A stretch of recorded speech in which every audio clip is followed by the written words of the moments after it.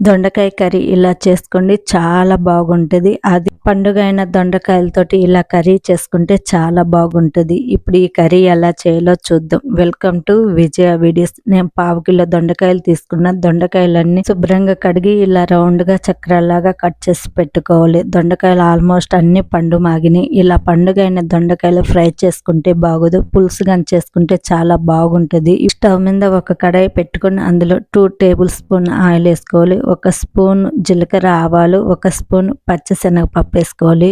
శనగపప్పు 1 స్పూన్ ఎక్కువ వేసుకుంటే బాగుంటుంది. అందులో ఒక మీడియం సైజు ఉల్లిపాయల ముక్కలుగా కట్ చేసేసుకోవాలి. 1 రెమ్మ కరివేపాకు వేసుకొని ఉల్లిపాయలని 2 నిమిషాలు ఫ్రై చేసుకోవాలి. ఉల్లిపాయలు కొంచెం మెత్తగా అయితే సరిపోతుంది, ఎక్కువ ఫ్రై చేసుకునే అవసరం లేదు. ఇలా కొంచెం ఉల్లిపాయలు మెత్తబడినాక ముందుగా కట్ చేసుకున్న దొండకాయ ముక్కలను వేసుకొని బాగా కలుపుకొని ఒక 5 or 10 మినిట్స్ మూత పెట్టుకొని ఫ్రై చేసుకోవాలి. ఇలా ఆయిల్లో ఫ్రై అయితేనే దొండకాయ పులుసు బాగుంటుంది. ఇలా ఫ్రై చేయకుండా డైరెక్ట్ పులుసు చేసుకుంటే దొండకాయ కర్రీ బాగోదు.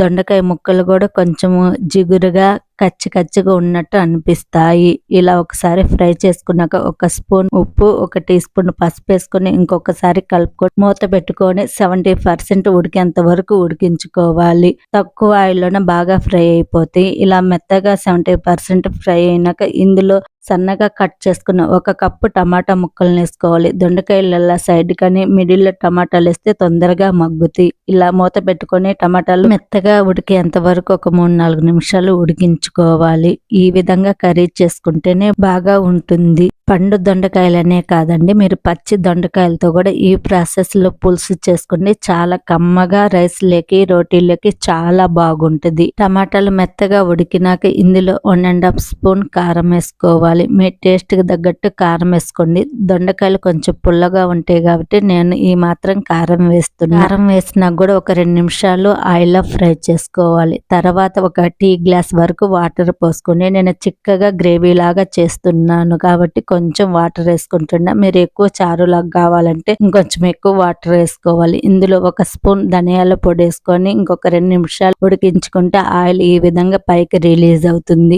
ఇలా అయితే కర్రీ రెడీ అయినట్టు. ఇప్పుడు స్టవ్ ఆఫ్ చేసి సర్వింగ్ బౌల్ లోకి తీసుకుందాం. ఎంతో టేస్టీ అయిన దొండకాయ కర్రీ రెడీ. ఇది రైస్ లోకి అయితే చాలా బాగుంటుంది, కమ్మగా అనిపిస్తుంది. మీరు ఖచ్చితంగా ట్రై చేయండి, మీకు బాగా నచ్చింది. మీకు ఈ వీడియో ఎలా అనిపించిందో నాకు కామెంట్స్ పెట్టండి.